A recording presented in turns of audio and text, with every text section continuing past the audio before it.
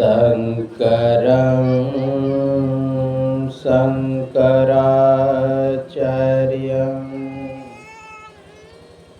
केशवं बादरायणं सूत्रभास्कृतो वन्दे भगवन्तो पुनः पुनः ईश्वरो गुरुरात्मेति मूर्तिभेद विभागिनी व्योमवद्व्याप्तदेहाय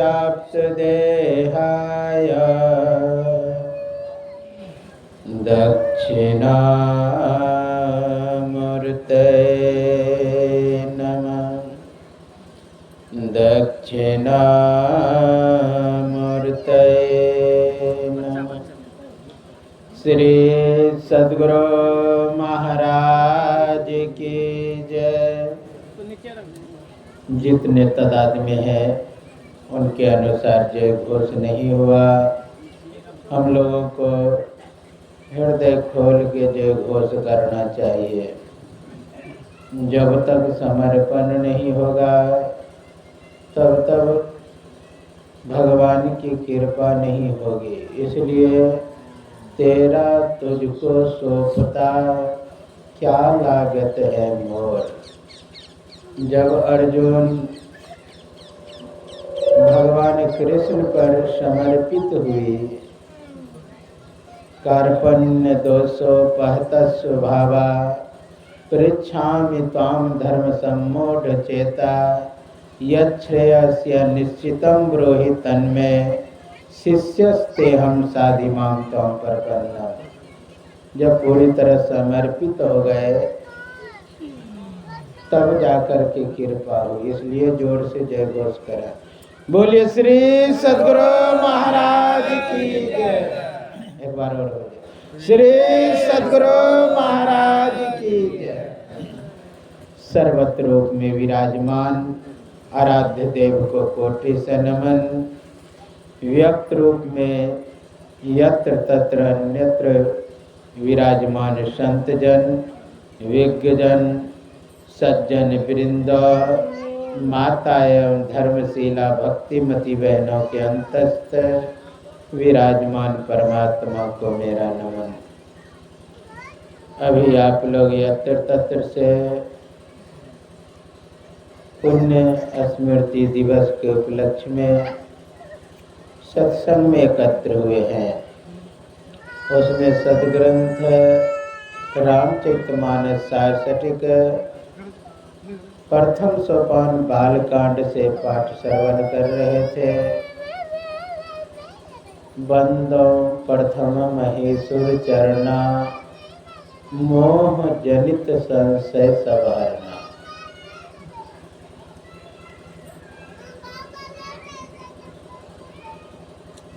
बहुत सुंदर बात है कि सभी लोग मोह में पड़े रहते, संशय में पड़े रहते, संदेह में पड़े रहते। उस संदेह को दूर करने वाले, उस मोह को दूर करने वाले, निश्चयात्मिक ज्ञान में प्रतिष्ठित करने वाले का वह कौन है? तो महीसुर यानी धरती पर का देवता। लोग साधारणतः मानते हैं कि धरती पर का देवता ब्राह्मण है, लेकिन एक शब्द बहुत सुंदर लगाया है, उसमें यह गुण होना चाहिए, संशय सवारना। मैं एक बार नवगछिया में सत्संग कर रहे थे, तो गुरु महाराज का फोटो लगा हुआ था। जिसके यहाँ सत्संग करने में गया था वो एक वक्ता को बुलाए थे, वो ब्राह्मण थे। गुरु महाराज का फोटो बगल कर दिए, हनुमान जी का फोटो रख दिए। संयोग से उधर एक नवगछिया में मीना थे, वो भी आए। का मन कैसा, वो फोटो को बगल करो, गुरु महाराज का फोटो लगा। तो थोड़ा साइड गुरु महाराज का भी फोटो, हनुमान जी का भी फोटो लगा, दोनों संत है, कोई बात। अब उस ब्राह्मण को इतना क्रोध हुआ, पूरा बोला बंदो प्रथम महेश्वर चरना पर, कि ब्राह्मण पूजने योग्य है जैसा भी हो। अब मैं बोला नीचे वाला पैंट पर, हाँ, संशय सब हरण। बंदो प्रथम महेश्वर चरणों के खूब व्याख्या की कि वो पूजने योग्य है। मैं बोला कि इस गुण जिसमें प्रतिष्ठित हो, जिसमें परिलक्षित हो, जिसमें यह गुण दिखाई दे, उसे पूजने से हाँ प्रथम महेश्वर चरना। तो बहुत वो थोड़ा दुखी हुए हमारे बोली से भी, बाद में लड़ाई भी करने लगे। एक दिन मैं एक आश्रम में रहा तो वही आए, तो ऊपर में लिखा था बहुशास्त्र कथा कथा रोमंथे वृथैव के अन्वेष्टव्य पर्वत मारुते ज्योतिरात्र। वो देख के उसको गुस्सा लगे कि काहे ही लिखा है बहुशास्त्र कथा कथा रोमंथे वृथैव के अन्वेष्टव्य पर्यतन मारुते, मेरे मुंह से निकल गया, आप ही के लिए लिखा है। केवल शास्त्रों को मतने से ज्ञान तो नहीं होता। हनुमान जी स्वयं अपने मुखारबिंद से कह रहे हैं, जब भगवान राम के पास गए कि प्रभु मेरे अंदर शांति नहीं हो रही है, कहा कि तुम केवल उपनिषद पढ़ो शांति मिल जाएगी। कहा महाराज वो मैं पढ़ चुका हूँ। कहा ईसा दिनोपनिषद पढ़ो शांति मिल जाएगी। कहा वह भी मैं पढ़ चुका हूँ।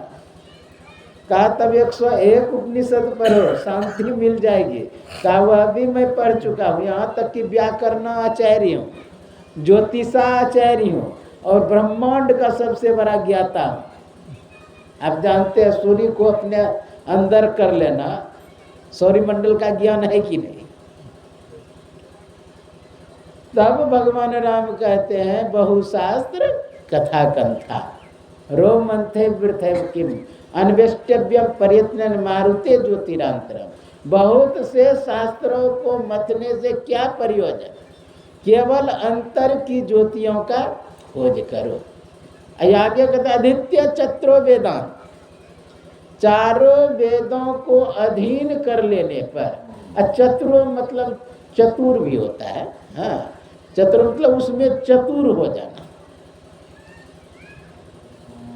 आदित्य चतुर्वेद सर्वशास्त्रान्य, 6 दर्शन जो आस्तिक है उसे भी पढ़ लेने पर, आदित्य चतुर्वेद सर्वशास्त्राणी यानी बहुवचन है, तो 6 दर्शन या और नास्तिक दर्शन ले लीजिए, अनेक सा 18 पुराण, लेकिन ब्रह्म तत्व न जानाति दर्विपाक रसम यथा।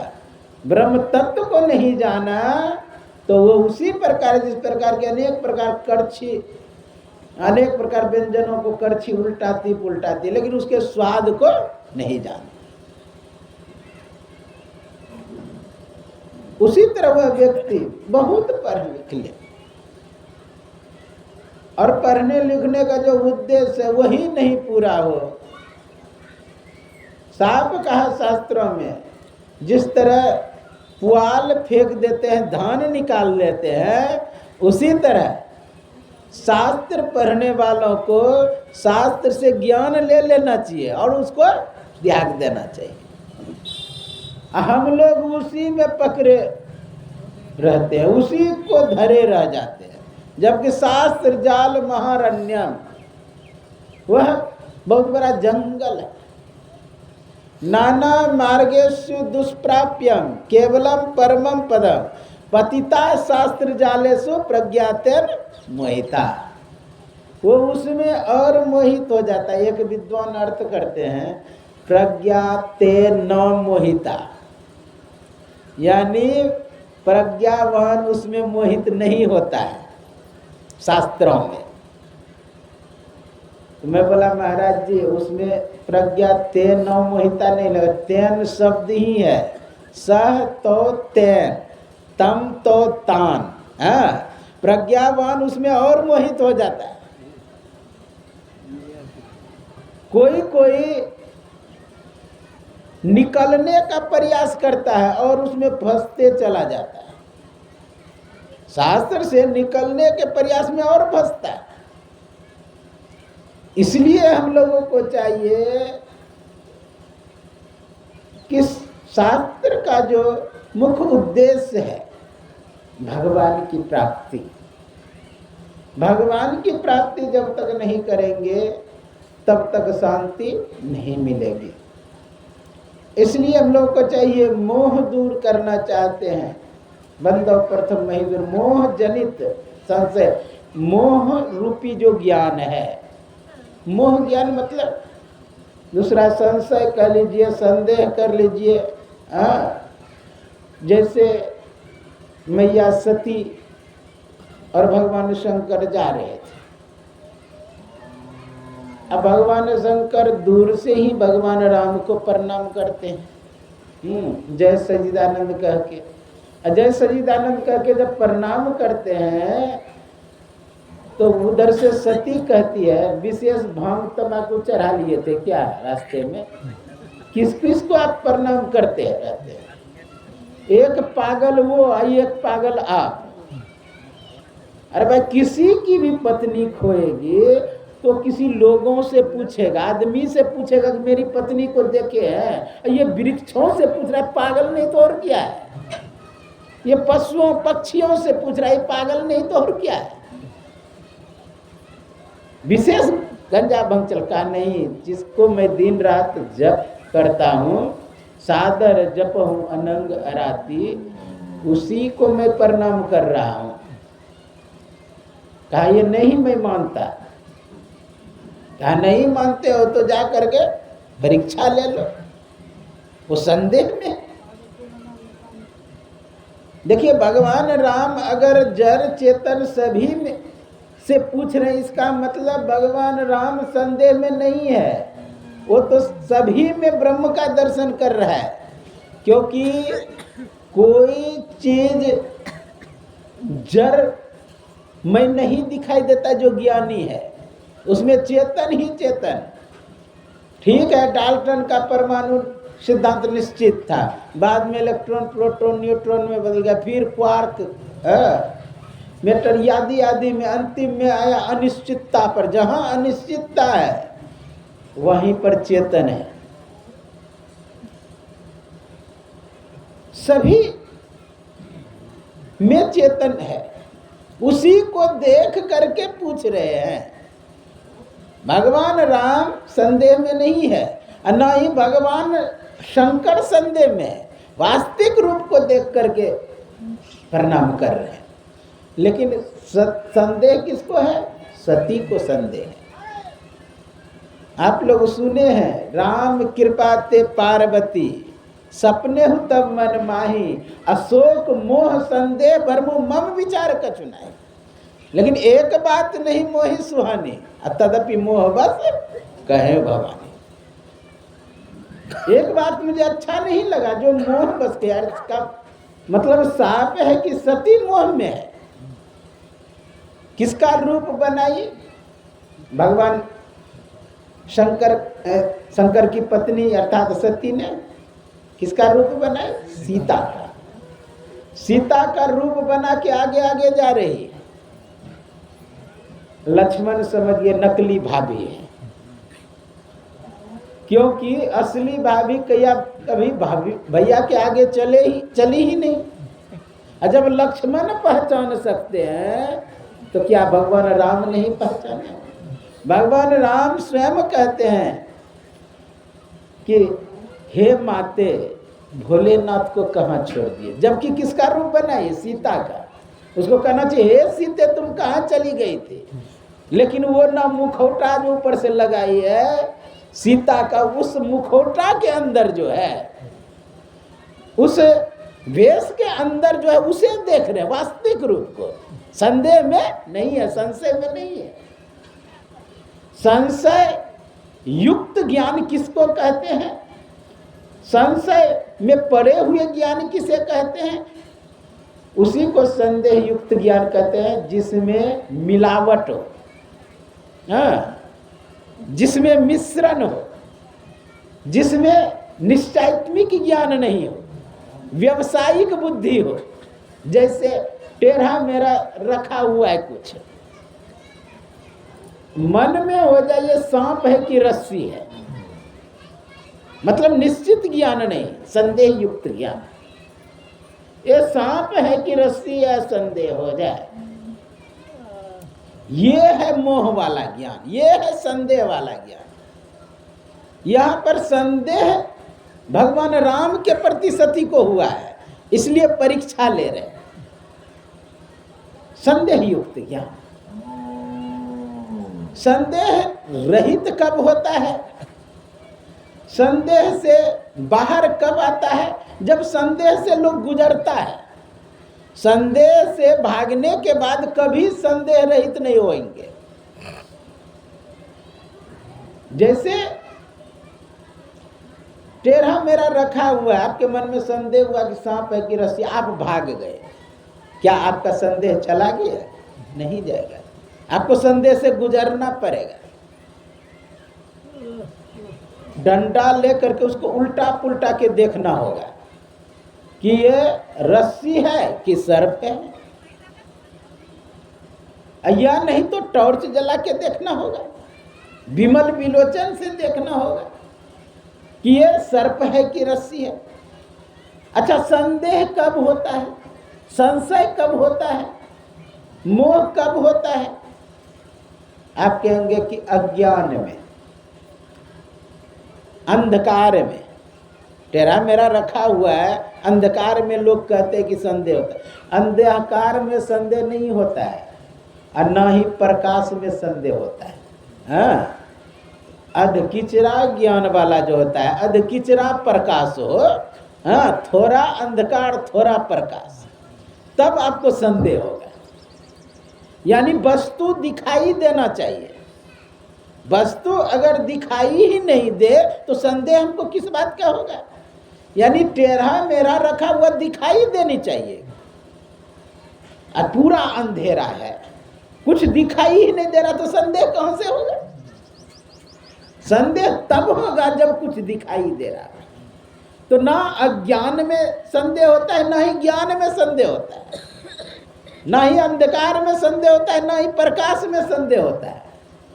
जैसे संध्या के समय कुछ प्रकाश रहता है, कुछ अंधकार रहता है, उस समय संदेह। तो संदेह से जब निकलेंगे, संदेह से रहित होंगे, तब वास्तविक ज्ञान होगा।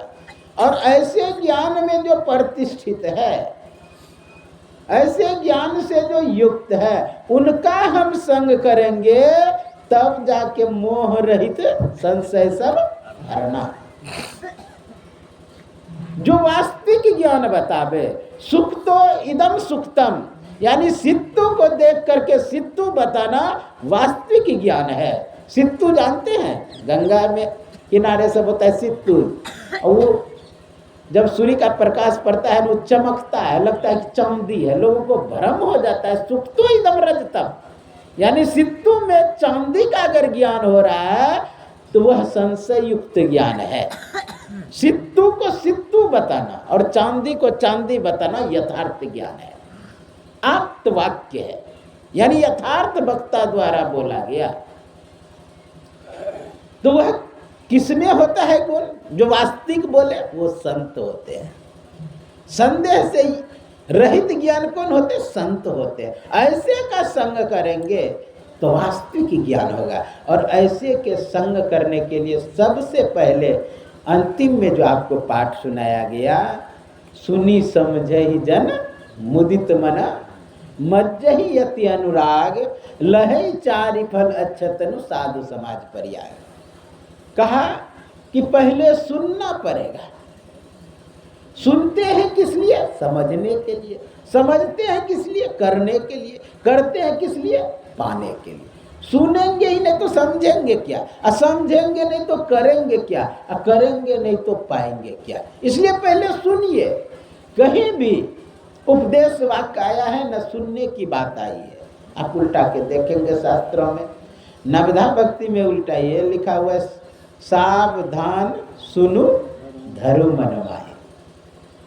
और आप आगे भगवान राम का प्रसंग एक सुनेंगे विभीषण का, तो विभीषण को भी कहते हैं सुनहु सखा का कृपा निधाना। गुरुदेव का पदावली उल्टाएंगे, इसमें लिखा हुआ है उपदेश वाक्य में, सुनिए सकल जगत की बासी। तो सुनने का बहुत महत्व है। कहेंगे महाराज सुन लिए केवल, करेंगे नहीं तो कौन महत्व। देखिए सुनने से भी बहुत कुछ होता है, आपको पता नहीं चलता है। अच्छा विचार करिए, मेरे से या आपसे कोई भी तार लगा हुआ है नहीं, लेकिन जब अच्छा लगता है तो सर हिलाते हैं। तो बोलिए सुनने से हुआ कि नहीं कुछ परिवर्तन बदला, कुछ असर किया कि नहीं? बहुत असर करता है। कोई गाली दे दे तो आपके चेहरा का रंग ढंग बदल जाएगा, शरीर में एक रिएक्शन पैदा होगा। अब वही कोई आपका सम्मान कर दे, पुरस्कृत कर दे, तो शरीर में प्रफुल्लन आ जाएगी, एक उत्साह जगेगा, अंदर से खुशी पैदा होगा। देखिए ये सुनने से, केवल सुनने से बहुत परिवर्तन होता है। एक गायक एक जगह पर आए थे, बहुत अच्छा गान करते थे, राजा के दरबार में आमंत्रित हुए थे। राजा घोषणा किए कि इसके गाने पर कोई ताली नहीं बजाएगा, अगर ताली बजाया तो उसका हाथ काट दिया जाएगा। फिर कहा इसके गाने पर कोई सर नहीं हिलाएगा, सर हिलाया तो उसका सर काट दिया जाएगा। अब सब सिस्टम तंत्र व्यवस्था में है कि भाई अगर हाथ हिला तो हाथ कट जाएगा, इसलिए पकड़ा हुआ है हाथ को जोर से मुट्ठी बांध करके, सर को भी सीधा करके रखा हुआ है। गाना शुरू किया गया। जब गाना शुरू किया, जब अच्छा धुन है, भूल गया कि हमें बोला गया, सब हाथ भी हिलने लगा, सर भी हिलने लगा। कहने का भाव किया, वो सुनने का असर किया, अंदर में जो ऊर्जा है उस पर धक्का मार रहा है वह शब्द, और अंदर में हिलोरे ले रहे, हिल रहा है, तो बाहर कितना देर रोक करके रख सकेगा? जब अंदर ही हिल रहा है तो बाहर कितना रोक करके, जबरदस्ती। ज्यों ही भूलेगा बस हिलना अपने शुरू हो जाएगा। एक बाबा कह रहे थे कि कहीं मैं सत्संग जा रहा था, संयोग से आगे बाराती जा रहे थे, बाराती में देखे कि बच्चा सब उछल कूद कर रहा है, डीजे बज रहा है। बच्चा उछले तो स्वभाव है, कोई बात नहीं, तो देखा कि युवती भी उछल रही है, खैर उसका समय है उछलने का, कूदे कोई बात नहीं। अब बूढ़ी भी उछल रही है, अब उसमें जानते शब्द भी पकड़ में नहीं आ रहा, क्या बोला जा रहा है, फिर भी उछल रहा है। जबकि बूढ़ी को सिस्टम तंत्र व्यवस्था मर्यादा में रहना चाहिए, उसको भी पता है मर्यादा, लेकिन अंदर जो हिल रहा है तो बाहर कितना रुक के रह। ये है सुनने का महत्व। साधारण सी बात है, अगर अंदर में प्रभाव कर रहा है, हाँ, तो बाहर आप रोक करके नहीं रख सकते, क्योंकि शब्द असर बाहर में केवल नहीं करता, आपके चमड़े पर नहीं करता। ये जो 600 खरब कोशिका सेल है शरीर में, 600 खरब कोशिका सेल में 600 खरब केंद्रक है, नाभिक है, उसमें न्यूक्लियस एसिड है, और उससे भी आगे जानते हैं प्रकृति के पास पहुंचाता है वो शब्द, प्रकृति से ओम रश्मि तक पहुंचाता है, मनस तत्व होते हुए। जैसे कोई शब्द आया, कान के पास गया, कान में केवल नहीं रहा, जैसे परापश्यंती मध्यमा बैखरी है, ये बैखरी वाणी अगर उल्टा लेते हैं, बाहर से कान तक गया, ये बैखरी वाणी, कान से इलेक्ट्रिक वेव के द्वारा मस्तिष्क के केंद्र तक गया, वह मध्यमा वाणी हुआ। अब मध्यमा वाणी के बाद कान के जो मस्तिष्क के केंद्र तक गया, वहां से मन तक गया, वो पश्यंती वाणी हुआ। और जब मस्तिष्क के केंद्र से मन तक या मन से जब आत्मा तक गया वो परावानी हुआ, वहां जाकर के ठोकर मारता, वहां से रिएक्शन पैदा होता है। इसलिए बाहर में केवल ठोकर नहीं मारता है, शरीर के अंग अंग में ठोकर मारता है। आप देखे होंगे कोई शब्द ऐसा बोला गया कि शरीर के रोए खड़े हो गया, इसका मतलब शरीर के कुछ अंदर में ठोकर मारा। इसलिए केवल बाहर ही असर नहीं करता है शब्द, अंदर तक असर करता है। एक व्यक्ति कहीं ऑफिस में काम करता था, अब उससे बड़े पोस्ट वाला व्यक्ति आया, किसी कारण से उसे डांट दिया, जहर भरा शब्द कहा। जहर भरा शब्द जब उसे कहा, अब वो तो कह नहीं सकता क्यों, बड़े पोस्ट पर है। क्रोध जो यात्रा करता है ना नीचे की तरफ करता है, ऊपर की तरफ कम यात्रा करता है। तो मन में लेकिन क्रोध पल रहा है, उसने डांट दिया, जहर भरा शब्द कहा, उसके पास रिएक्शन नहीं हुआ। अब घर आया और अपनी पत्नी को 2 थोपी लगा दिया। अब पत्नी को समझाया गया सब दिन की पति परमेश्वर होता है, अब उसे तो कुछ कहेगा नहीं, कलयुग है, कभी कभी हो जाता है, हाँ, तो उसे तो कुछ कहेंगे नहीं। बच्चे आए उधर से पढ़ के, उसे 2 थोपी लगा दिया। अब 2 थोपी लगा दिया उस बच्चे को, क्यों भाई? इसलिए कि तुम कपड़े गंदे करके आए, रोज कपड़े गंदे करके आते थे, मार नहीं लगता था, आज मार लग रहा है कि क्रोध आ रहा है कहाँ? ऑफिस से। हाँ, अब वहां से फिर बच्चे तो माँ को मार नहीं सकते, जाएंगे और सिलोट को जोर से पटक देंगे। क्रोध निकल रहा है, वो यात्रा कर रहा है। या नहीं तो पत्नी का क्रोध अगर बच्चे पर नहीं काम किया तो जाएंगे रसोई घर में बर्तन ढनमन करेंगे। बर्तन अगर ढनमन नहीं हुआ तो भोजन लेके आएंगे, जोर से आगे पटक देंगे। ये क्रोध निकल रहा है, यात्रा कर रहा है। कहने का भाव कि रिएक्शन हुआ, वो अंदर में असर किया है, बाहर केवल नहीं। उसी तरह सुनते जो भी है चीज केवल बाहर असर नहीं करता, अंदर तक असर करता है। इसलिए तो 10 साल के बाद भी रिएक्शन होता है। किसी को कोई मारा है तो 10 साल के बाद भी बदला लेता है वो, यानी रिएक्शन होता है, वो अंदर में बैठ जाता है उसके मन में। आप देखे होंगे कोई मन में गुरगुरी रखा हुआ है तब तो 10 साल के बाद मार रहा है, इसका मतलब अंदर में पाल के रखा है उसको, रिएक्शन को दबा के रखा है। और रिएक्शन वह ज्यों ही बाहर निकलेगा, अब देखिएगा वो अपने आप को हल्का महसूस करने लगता है। पहले भारी था, बाद में हल्का होने लगा। तो कहने का भाव सुनेंगे, सब सुनता है। आप देखेंगे वृक्ष भी सुनता है, निर्जीव भी सुनता है, ऐसा नहीं कि कोई नहीं, सब पर असर करता है शब्द। पांडव और कौरव जुआ खेलने में माहिर थे, तो कौरव तरफ से कहा गया शकुनी मामा को कि मेरे तरफ से गोट्टी आप पालें।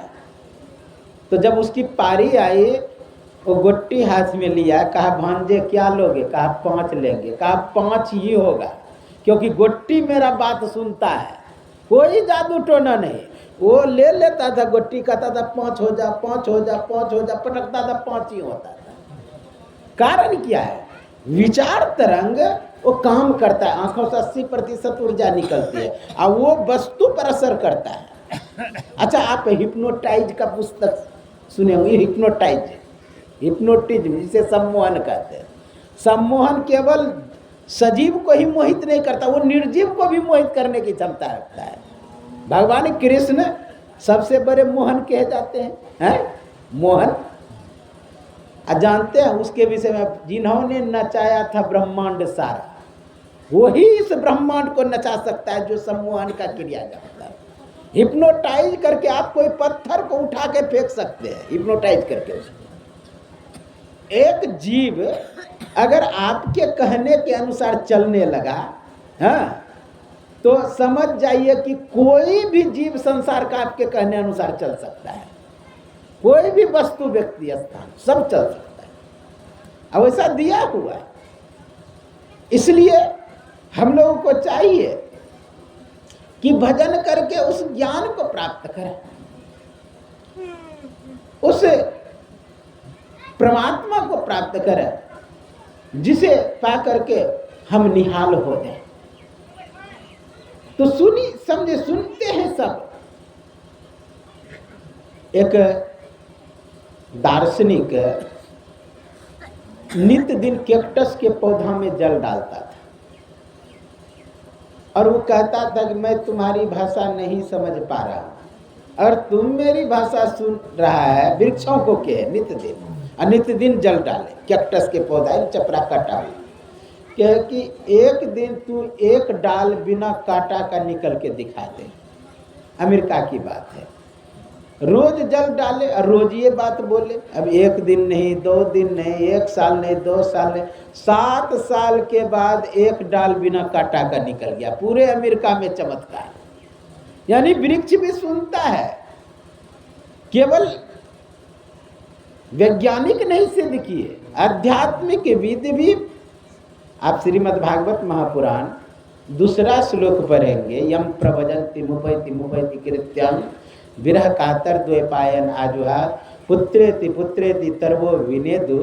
कहा कि जब सुखदेव आचार्य ज्यों ही जन्म लिए भागने लगे तो वृक्षों ने झुक करके प्रणाम किया। इसका मतलब झुकता है कौन?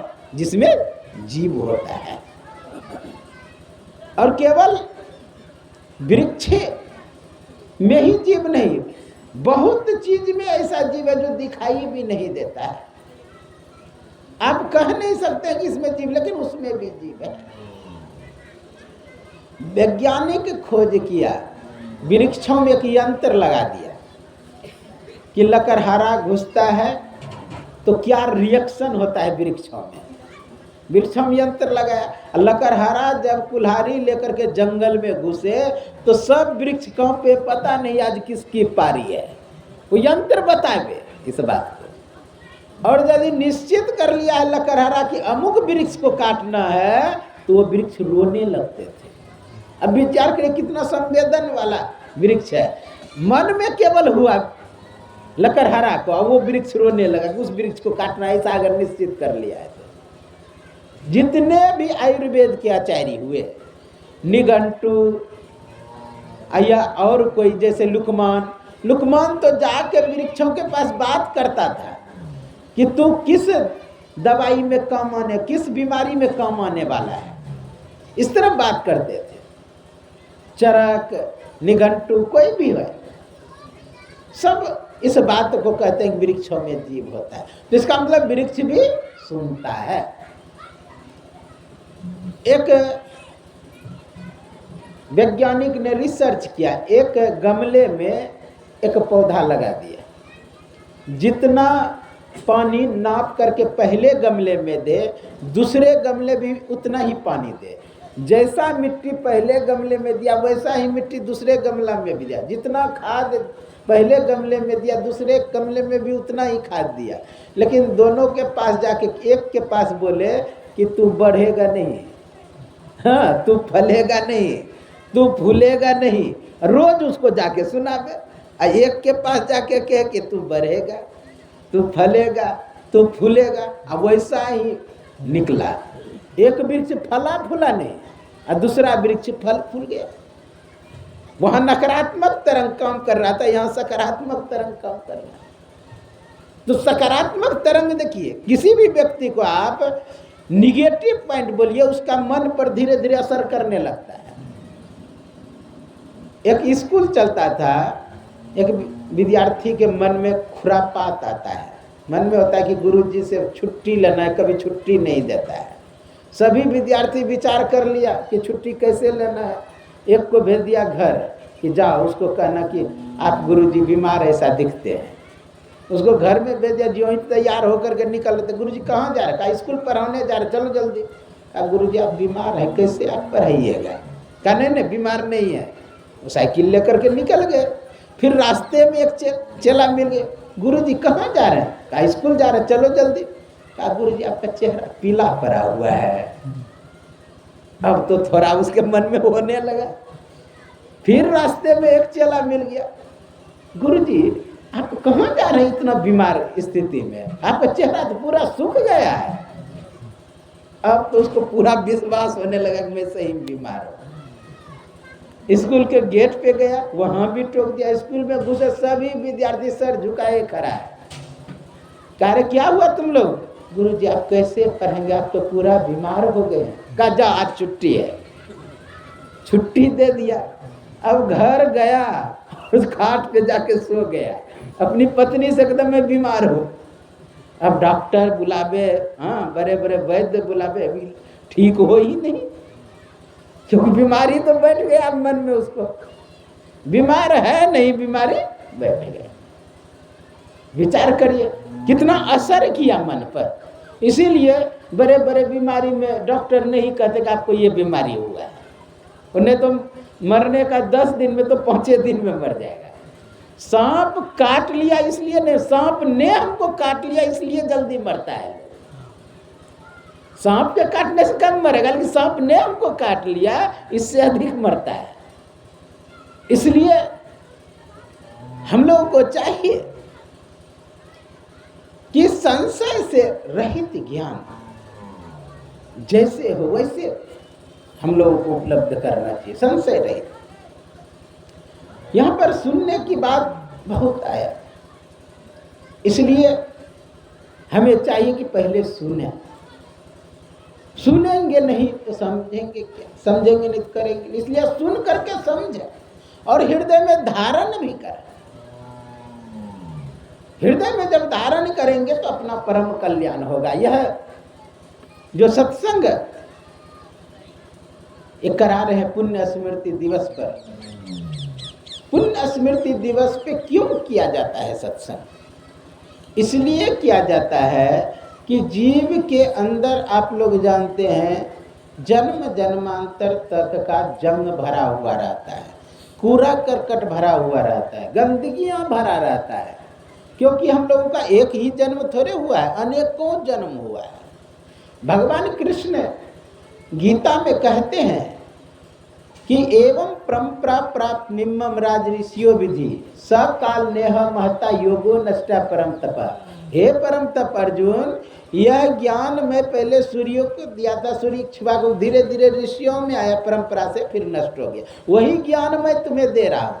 तो अर्जुन बहुत सुंदर कहते हैं, गजब बात करते हैं महाराजा। मैं जानता हूँ आप देवकी के पुत्र हैं, वसुदेव आपके पिताजी हैं, लेकिन कब? अपरम भवता जन्म, अभी अभी आपका जन्म हुआ है। अभिवस्वान का जन्म हजारों वर्ष पहले। कथमे तद जानी हम, मैं कैसे जानूं कि आपने ही यह ज्ञान सूर्य को दिया था? तो भगवान कृष्ण बहुत सुंदर कहते हैं कि बहुनी में व्यतीतानी जन्मानी तब चार्जुना तन्या हम वेद सर्वानी ना तुम वेद परम तप। हे परम तप अर्जुन, मेरा और तेरा ज्ञान अनेकों बार हुआ है। तन्या हम वेद सर्वानी, मैं सब जानता हूँ, ना तुम वेद परम, तुम नहीं जानते हो। इससे सिद्ध होता है कि अनेकों जन्म होता है, और जब अनेकों जन्म होता है तो अनेकों कर्म भी होता है। कर्म किससे? आप लोग जानते हैं, कर्मेंद्रियां, ज्ञानेंद्रियां, इससे कर्म होता है। ये अंदर में संग्रहित होते जाता है। ये सभी जो है आंख, कान, नाक, जिह्वा, त्वचा, ये सभी संग्राहक यंत्र है। पैर, ये सभी संग्राहक यंत्र है।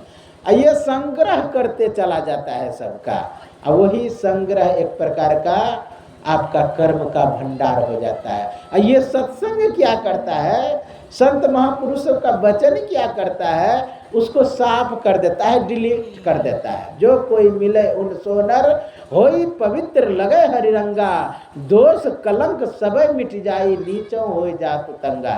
जो अति मलिन नीर गंग मिलत हो जाते है गंगा, सुंदर शुद्ध करे जग माही बरो सत्संगा। का शुद्ध कर देता है और पवित्र कर देता है। इसलिए कोई भी जीव जो है, अगर उसके नाम से सत्संग कराया जा रहा है तो स्वाभाविक उसके अंदर का गंदगी, कूड़ा करकट साफ हो जाता है। संस्कार का अर्थ ही होता है सम्यक प्रकार शुद्धिकरण, परिष्कृत, विमलीकृत, जंग को झाड़ देना, मैल को ढा देना। सम उपसर्ग है। संस शब्द सुट प्रत्यय होकर के बना है, संस। अकार डुकिरियां करने धातु डुक आदि रंत टू डबा से लोप यहाँ का नित संज्ञा फल तस्य क्री बता, क्री से कार गया प्रत्यय होकर शब्द बनता है, यानी सम्यक प्रकार शुद्धिकरण, परिष्कृति, विमलीकृत, जंग का जाल, मैल को ढाकर। और सत्संग भी एक प्रकार का संस्कार है। आप लोग सुने होंगे दासी के नारद, हिरणी से श्रृंगी ऋषि, अंडा से वृंदा, सुखदेव जी कहत है, कोल्हंडू से वाल्मीकि, मत्स्यगंधा से व्यास, ऋषि से भरद्वाज, महिमा लखात है। कहे कवि केशवदास, कहाँ लोग करो बखान, सत्संग के प्रभाव से ब्राह्मण पद पाते, सब शुद्ध हो गए। हम लोगों में तो ब्राह्मण बनने की सिस्टम है। हमारा जो सनातन धर्म है सब ये पद है, सब यह नहीं समझा कि कोई जाति है, ये पद है। आप वैसा योग्य कर्म करने लगे उस पद पे प्रतिष्ठित हो गए, क्षत्रिय वाला कर्म करने लगे उस पद पे प्रतिष्ठित हो गए। जो जैसा कर्म करता है उसके अनुसार पद मिल जाता है। इसलिए तो मनुस्मृति में कहा कि जन्मो जायते शूद्र, जन्म से सभी शूद्र हैं, अब ब्रह्मो जनातिथि ब्राह्मण है। जो ब्रह्म को जानता है वो ब्राह्मण हो जाता है, यानी पद प्राप्त हो जाता है। जो जिस योग होता है उस योग पद अभी भी तो वही है। मान लिया कि योग्यता प्राप्त किया पर कोई कलेक्टर बनने का, तो उस पद पे प्रतिष्ठित हो गया। कोई मास्टर बनने के लिए अपना योग्यता प्राप्त किया तो मास्टर बन गया। तो ये सब पद है। हाँ, मतलब राजनीतिक वाले कुछ उसको तूल दे देते हैं, हाँ, दूसरा ढंग से। तो हम लोगों को चाहिए कि भजन करें, सत्संग करें। सत्संग से सब काम सुलभ हो जाता है। इसलिए हम लोगों को चाहिए कि सत्संग लागी रहो रे भाई, तेगरी बिगरी बात बन जाए। संस्कार कराना चाहिए ये सत्संग के द्वारा। सत्संग के द्वारा अगर हम कुछ भी करते हैं तो अपना परम कल्याण हो जाता है, परम उपलब्धि हो जाता है। जाना है इस संसार से, सबको पता है। संसार से नहीं जाना है, इसमें तो कोई संदेह किसी को नहीं। जाना है ये निश्चित है, कब जाना है भले ये निश्चित नहीं है। अब वो भी बता देता है कब जाना है, 7 दिन के अंदर ही जाना है। श्राप जो लगाया राजा परीक्षित को, हाँ, 7 दिन के अंदर, चाहे सोमवार हो कि मंगल हो कि बुध हो कि बृहस्पति हो कि शुक्रवार हो या शनि, हाँ, मरना है 7 दिन के अंदर, ये निश्चित है। इसलिए राजा परीक्षित तो थोड़ा ज्ञानी था, तुरंत अपने बेटे को राज्य काज दिया और कमंडल उठाया। लेकिन हम लोगों को पता है कि कलयुग में ही है, 7 दिन के अंदर मरना है यह भी पता है, अब मरना है यह भी पता है, लेकिन फिर भी कमंडल जल्दी नहीं उठता है। वैराग्य होनी चाहिए भजन करने का। आप लोग जानते हैं कि संसार से सभी जाएंगे, केवल हमारे जिनके पुण्य स्मृति दिवस पे सत्संग हो रहा है उसी के लिए नहीं, सबके लिए यह नियम है कि आप भजन करें, भक्ति करें। जाना है इस संसार से, सभी को मरना है। आए हैं सो जाएंगे, राजा रंग फकीर, एक सिंहासन चरी चली एक बंदे जाते जंजीर। इसलिए हम लोगों को चलना। तो ये शरीर ही केवल मरता कटता है, आत्मा नहीं मरता कटता है। इसलिए उस स्थिति को उपलब्ध करें, उस योग्यता को उपलब्ध करें जिससे आत्मज्ञान हो जाए। हम अपने आप को उपलब्ध कर लें, परमात्मा को उपलब्ध कर लें। पुण्य स्मृति दिवस क्यों कहते हैं? आप जानते हैं कि पाप कर्म होता है हर मनुष्य, पुण्य कर्म भी हर मनुष्य होता है, कम बेस। हाँ, किसी से अधिक पुण्य हो जाता है और किसी से अधिक पाप हो जाता है, लेकिन पाप पुण्य दोनों होता है। तो जब लोग मर जाता है तो उसके जीव को कहा जाता है भाई कि तुम पुण्य का फल भोगोगे कि पहले पाप का। तो जीव का प्रवृत्ति होता है कि पहले पुण्य का, क्योंकि सब दिन सुना है कि पुण्य का फल स्वर्ग होता है और पाप का फल नरक होता है। और नरक की यातना की व्याख्या किया जाता है, दुख की व्याख्या किया जाता है, वहाँ जो अग्नि में जलाया जाता है उसकी व्याख्या किया जाता है। तवा पर उल्टाया जाता है, उसकी व्याख्या किया जाता है, खून पेशाब के नालियों से गुजारा जाता है, उसकी व्याख्या किया जाता है। इसलिए नर्क से भयभीत रहता है जीव, इसलिए नर्क पहले ना बोल करके कहता है स्वर्ग हम जाएंगे। तो इसीलिए पुण्य कर्म का जो फल है वह स्वर्ग है। तो स्वर्ग की चाहना होती है, तो तुरंत जीव को तत्काल उसे स्वर्ग ले जाया जाता है। और इसलिए उस दिन कहते हैं पुण्य स्मृति, यानी पुण्य लोक को प्राप्त किया। इसलिए उसी दिन से लिखना शुरू कर देता है स्वर्गीय। किसी के लिए नरकीय लिखते हैं, स्वर्गीय। हाँ, तो पुण्य लोक में जाया जाता है। प्राप्य पुण्य, भगवान कृष्ण भी कहते हैं प्राप्य पुण्य कृतान लोकान नुसित्वे शाश्वती समा सुचिना श्रीमतांगे है योग भ्रष्टो भी जायते। कहा पुण्य के फल से वह पुण्य लोक को प्राप्त करता है। लेकिन लोकान शब्द प्रयोग किया है बहुवचन। लोकान शब्द प्रयोग करने का मतलब है कि अनेकों स्वर्ग है। हाँ, अनेकों स्वर्ग। अगर एक ही स्वर्ग रहता तो एक वचन प्रयोग करता, या नहीं तो विष्णु लोक को भी स्वर्ग लोक ही कहा जाएगा, पुण्य लोक ही कहा जाएगा। प्राप्य पुण्य कृतान लोकान अनुसित्वे शाश्वती समा, बहुत दिन वहां सुख भोगेंगे। आप कहेंगे महाराज शाश्वती का अर्थ तो सब दिन हो जाता है, शाश्वत। हाँ, शाश्वत सुख यानी सब दिन का सुख। यहाँ शाश्वती समा इसलिए बहुत दिन लगाया जाएगा कि शाश्वती स्वर्ग के लिए प्रयोग हुआ है। और स्वर्ग सब दिन रहने वाला नहीं होता है, वह नष्ट होने वाला रहता है। क्योंकि आप जानते हैं कि ब्रह्मा भी कोटि है, विष्णु भी कोटि है, शिव भी कोटि है। इसका मतलब शिव लोक, ब्रह्मा लोक सबका प्रलय होता है महाप्रलय में। तो जब स्वर्ग ही शाश्वती नहीं है, शाश्वत नहीं है, तो वहां पर रहने वाला कैसे शाश्वती हो जाएगी? शाश्वती मतलब बहुत दिन, प्रसंगानुसार अर्थ लगता है। जैसे कि आप ले लीजिए सैंधव, सैंधव का अर्थ घोड़ा भी होता है, और सैंधव का अर्थ नमक भी होता है। अगर कोई पहन और के अस्त्र लेकर के निकल रहा हो, हाँ, युद्ध भूमि के लिए, और उस समय के सैंधव लेकर के आओ, तो नमक लेके आएगा तो कोई अच्छा कहेगा? वहां पर घोड़ा लेकर के आएगा। और कोई भोजन करने के लिए बैठा हो कि सेंधव आनिए तू, हाँ, सेंधव लेकर के आओ, तो उस समय घोड़ा ला करके दे तो कोई अच्छा कहेगा? सेटिंग ही नहीं होगा, वहां पर नमक ही लाएगा। उसी तरह यहाँ पर शाश्वती का अर्थ होता है कि बहुत दिन, शाश्वती समय। कहा जब वहां से पुनः आएंगे तो कहाँ जाएंगे? कहा सुचिना श्रीमताम ये है, शुद्ध व्यक्ति के यहाँ। कहा शुद्ध व्यक्ति, हाँ शुद्ध व्यक्ति। सुचिना श्रीमताम, श्रीमताम, श्री मतलब होता है लक्ष्मी। क्या कि लक्ष्मी जिसके पास धन होगा उसके यहाँ आएगा।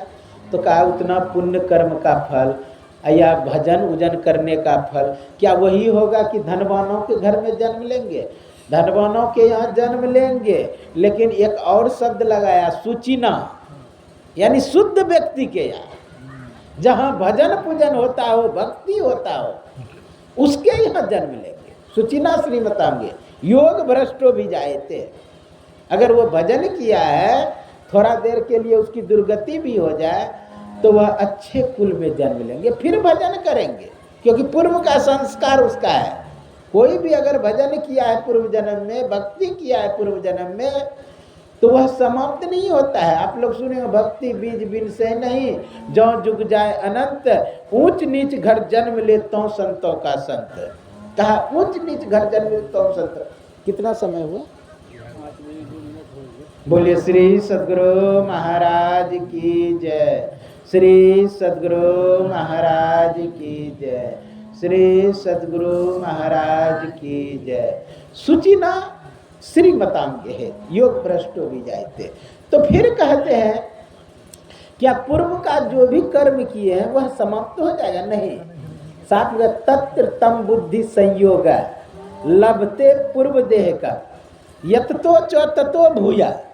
यानी जो जो आप कर्म पहले किए हैं तत्र तम बुद्धि संयोग है, पूर्व में जो भी संग्रह किया है, लभते पूर्व देह का, पूर्व देह में जो भी उपलब्ध किए है वो फिर कहा कि वह आपके पास फिर आ जाएगा अगले जन्म में भी। वो भाई तत्र तम बुद्धि संयोग लभते पूर्व देह कम यत तो चो ततो भूया, वह फिर मिलेगा, वह नष्ट नहीं होगा। पूर्व अभ्यासन तेने व हिरियते ही है वसोपी व, पूर्व जन्म में जो भी किया वह कर्षण करके आपको मिल जाएगा, वह गुण वह समाप्त नहीं होगा। जैसे आप जानते हैं भरत को, भरत पहले भरत जो था पहले जन्म में भरत था और वो भजन करता था, संयोग से एक मृग शावक के प्रति आसक्ति हो गया, यानी हिरण के प्रति आसक्ति हो गया, अब उसी के चिंतन में शरीर छूट गया, स्वमृगेन काले वरम, वह मृग योनि को प्राप्त कर गया, यानी वह मृगा ही बन गया, हिरण ही बन गया। लेकिन उसे याद था कि मैं भरत था, भजन करता था, भक्ति करता था, तो सूखी सूखी पत्तियां खाने लगे, कहीं हरी पत्ती में आसक्ति ना हो जाए। कुछ दिन के बाद शरीर छूट गया, और शरीर छूट गया तो वो एक और ब्राह्मण कुल में जन्म लिया, और जब ब्राह्मण कुल में जन्म लिया उसे पता था कि पूर्व जन्म में मैं भजन करता था और एक मृगा के प्रति आसक्ति होने के कारण मैं मृगा योनि में चला गया, तो ख्याल था, तो वो आसक्ति रहित रहने लगे, जहाँ बैठा है, जहाँ सोया है सोया, कोई काम नहीं करे, हाँ पूरा जर के तरह, इसलिए उसका नाम पड़ा जर भरत। तो पूर्व का संस्कार समाप्त नहीं हुआ, वो संत बन गया बाद में। इसलिए पूर्व जन्म का कोई भी कर्म समाप्त नहीं होता है।